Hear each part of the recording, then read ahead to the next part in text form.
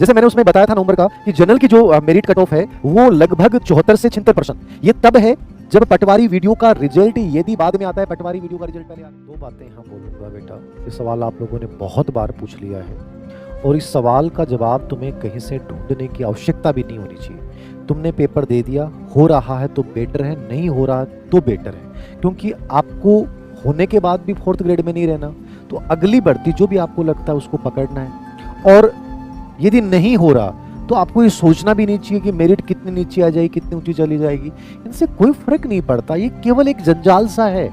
आप 20 video 50 video इसके ऊपर देख लोगे फिर भी सांत्वना नहीं मिलेगी। जिस दिन जब तक रिजल्ट सीट में आपका नंबर नहीं आएगा तब तक इस चीज का स्थायी समाधान नहीं है। तो प्लीज इन चीजों के चक्कर में कभी मत पड़ो। फिर भी मैंने आपको नवंबर में एक टेलीग्राम के ऊपर एक पोस्ट डाली थी और उसमें क्लियरली मैंने डाला था, मैं अभी देख के बता दूं आपको कि क्या मैंने अनुमान लगाया था, लगभग वो रहेगा।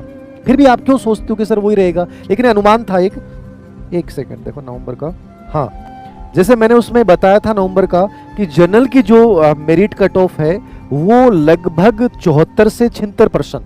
ये तब है जब पटवारी वीडियो का रिजल्ट यदि बाद में आता है, पटवारी वीडियो का रिजल्ट पहले आ गया, स्कूल लेक्चर वाले रिजल्ट पहले आ रहे हैं, ये सब रिजल्ट आ जाएंगे तो ये मेरिट और भी नीचे जाएगी। तो आप मान के चलिए कि जनरल में आप 72 के आसपास आपके परसेंट सही हो रहे हैं, तो लगभग चांसेस हैं कि आप 4th ग्रेड बन रहे हैं। यही ओबीसी की अपन बात करें तो ओबीसी में लगभग ये मान के चलिए कि 68+ आपके सही हो रहे हैं, तो लगभग आपके चांस हैं, लगभग मान के चलिए चांस हैं। और कम वाले बच्चों को भी उम्मीद रखनी चाहिए। ईडब्ल्यूएस में यही लगभग 66 से 68 के बीच में जिसके परसेंट सही बैठ रहे हैं उसके चांस हैं। ऐसे एमबीसी में यही 64 से 66 के बीच में यदि आपके परसेंट बैठ रहे हैं तो आपके लगभग चांस है कि आप 4th ग्रेड बन जाओगे।